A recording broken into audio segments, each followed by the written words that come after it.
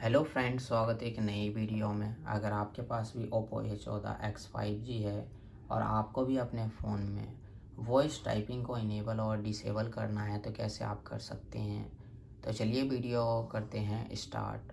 सबसे पहले आपको अपने फ़ोन में सेटिंग्स को करना है ओपन। सर्च का ऑप्शन दिखेगा, सर्च पर क्लिक करेंगे, कीबोर्ड हो जाएगा ओपन।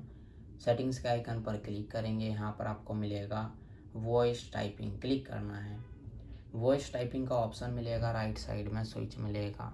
अगर आपको वॉइस टाइपिंग को डिसेबल करना है तो स्विच पर क्लिक करके डिसेबल कर लेंगे, आपका वॉइस टाइपिंग डिसेबल हो जाएगा। अगर आपको वॉइस टाइपिंग को इनेबल करना है तो स्विच पर क्लिक करके इनेबल कर लेंगे, आपका वॉइस टाइपिंग इनेबल हो जाएगा। तो आप इसी तरह से कर सकते हैं। तो आज के वीडियो में बस इतना ही।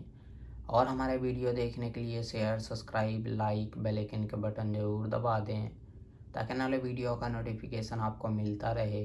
मिलते हैं नेक्स्ट वीडियो में एक नई टॉपिक के साथ। तब तक के लिए नमस्कार।